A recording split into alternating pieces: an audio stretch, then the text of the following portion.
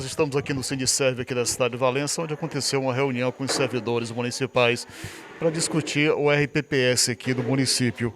Estamos aqui com o presidente. Presidente, uma discussão bastante interessante, como sempre, bastante polêmica também, com muitas dúvidas, mas o sindicato mais uma vez trazendo um especialista, o doutor Guilherme, para discutir. Muito interessante essa palestra. Boa noite, amigo Sérgio Alves. Mais uma vez agradecer aqui você para o Portal Vivo fazer a cobertura do nosso encontro.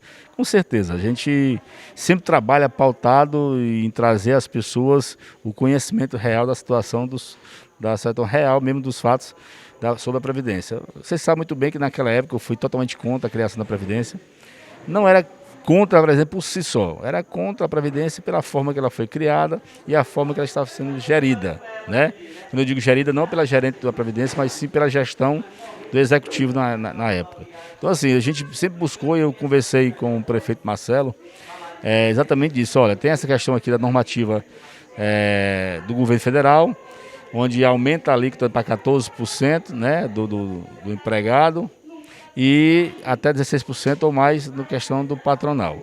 Pois bem, eu disse a ele, ó, nós temos que discutir com o servidor. Sabemos que é uma obrigação que o município tinha que se atualizar até dia 31 de julho de 2020. Depois teve umas mudanças, uma nova portaria, e foi sendo adiado, mas agora é a questão da gente tinha que trazer esse momento. Valença, infelizmente, se tivesse de forma totalmente regular, tivesse nosso CRP, que é o certificado de regularidade previdenciária, a gente estava discutindo a questão daquelas faixas progressivas, né, que tem lá de 7,5%, 9%, 12% e chegava aos 14%, que é a alíquota máxima para o empregado.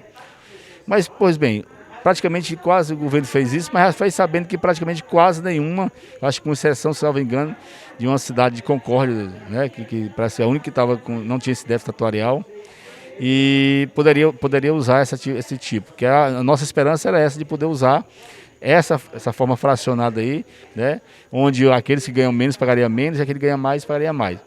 Os professores sempre, e os servidores municipais, eu sempre convido para essas discussões, exatamente porque eu quero que ele tenha consciência dos fatos que estão acontecendo. O sindicato é muito democrático, nós cobramos, você vê a nossa luta durante a Previdência, e nós não vamos de forma alguma deixar o servidor desamparado com relação a isso. Então a gente trouxe hoje o doutor Guilherme, que é especialista, é o advogado do Almeida Costa, que é responsável pela empresa que já geria a Previdência em Valença.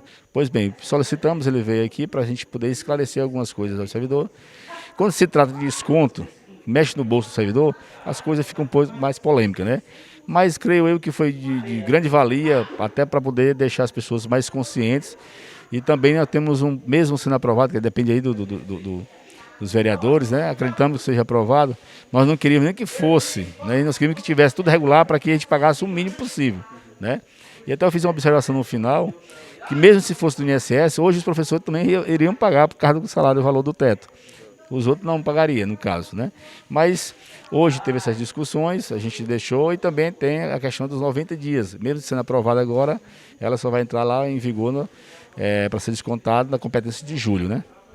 Agora, para que a gente possa colocar ponto por ponto, essa é uma obrigação que o município tem que seguir, tem que passar pela Câmara Municipal e segue. Como é que está a questão de débito, como é que está a situação real hoje? Olha, quando a gente estava fazendo essa investigação das questões financeiras, e nossa briga exatamente era por causa disso, não sei se você observou, eu estive lendo ali, em abril, salvo engano, 28 de abril de 2017, assim que foi criado, um mês, 20 e poucos dias após a criação da Previdência, eles conseguiram o CRP porque estava enxuta, nova ainda, não tinha nem... Mas 6 meses depois, salvo engano, de 25 de 10 de 2017, encerrou a validade da CRP e ele nunca mais tiraram. Por quê? Porque de lá para cá sempre veio débito, né? Então, eles parcelaram, fizeram outras circunstâncias aí para poder tentar amenizar, mas estava 1 milhão e alguma coisa, né? E tinha o parcelamento também do patronal, que na época fizeram em 60 meses. E nessa situação, a gente, ou você se adequa a pagar de alguma forma, o que fazia a gestão passada?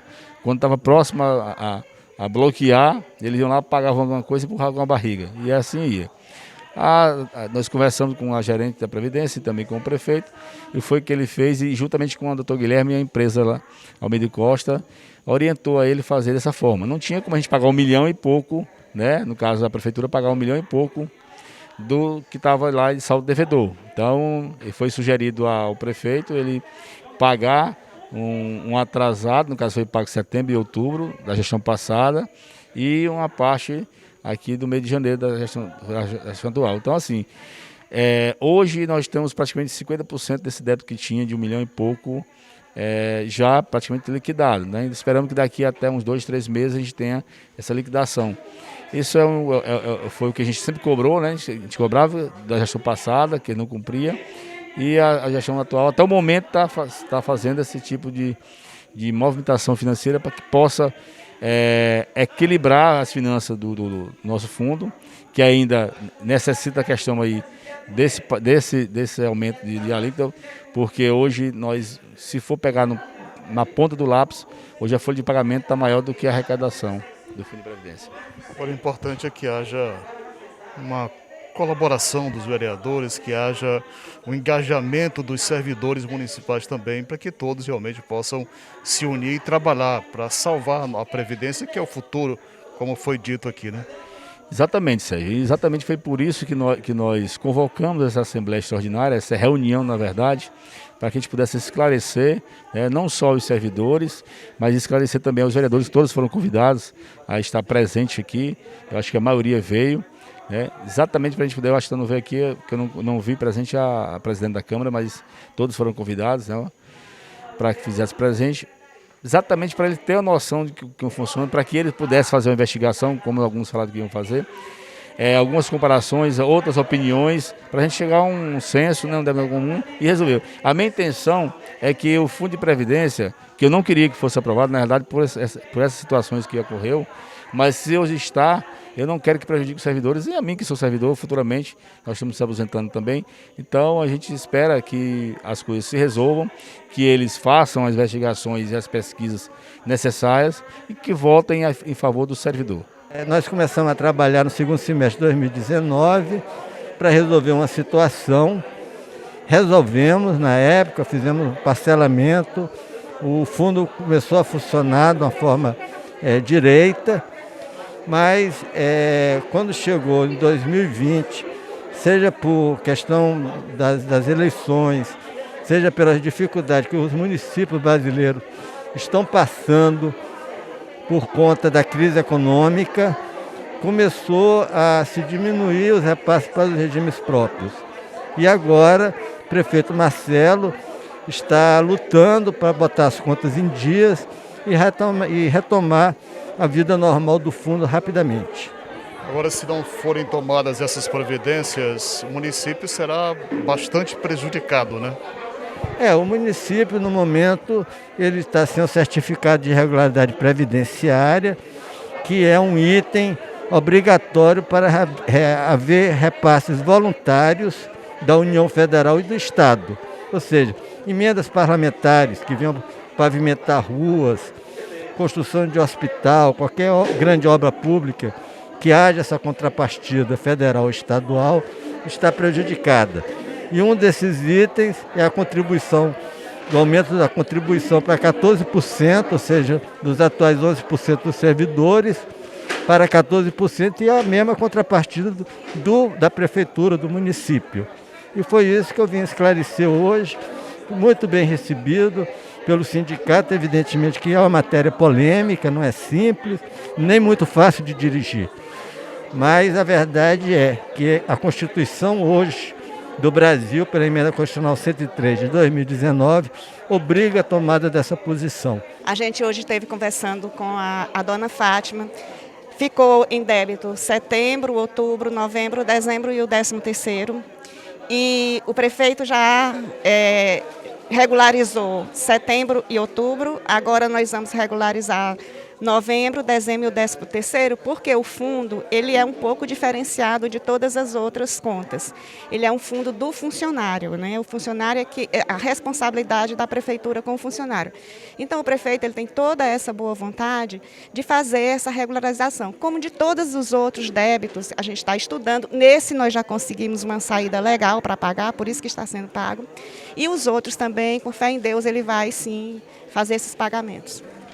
Agora, na realidade, é mais uma herança que se recebe da gestão anterior e que compromete, porque caso o não pagamento prejudica o andamento, a chegada de obras, chegada de investimentos também tem essa consequência. E mais uma vez a palavra fica com a Câmara de Vereadores. Sérgio, é uma herança maldita que nós recebemos. E o pior de tudo é que o governo federal, ele não pede, ele obriga ao município também a aumentar a sua alíquota. E a gente está mandando aí essa lei que o prefeito ele não gostaria de mandar, vocês podem ter certeza disso, porque ele relutou muito e quando nós fomos comunicados de que uma das cláusulas de que se não mandar esta lei e esta lei não for aprovada, quer dizer, na verdade é uma obrigação de só uma regulamentação. O governo federal já fez isso, o governo estadual também, agora obrigam os municípios a fazerem isso. Se o município não fizer, o que vai acontecer? Os recursos vão serem bloqueados, os recursos federais. Emendas parlamentares não poderão vir, FPM será bloqueado. Então, assim, hoje vai engessar toda a cidade. Então, a nossa preocupação é essa. Mas aí, antes de se mandar essa lei, o prefeito teve a preocupação de pedir ao sindicato que fizesse uma reunião com os servidores para que fosse explicado.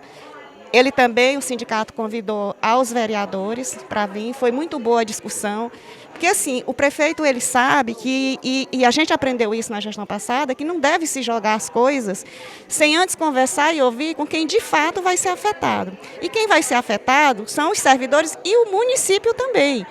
O município, por pegar uma pena de que se não fizer vai ser penalizado, e quando a gente diz município somos todos nós, e também que vai aumentar a alíquota dele. Além do servidor, o município também vai pagar mais. Mas, infelizmente, é o país que a gente está vivendo, foi a lei que fizeram e a gente só tem que acatar.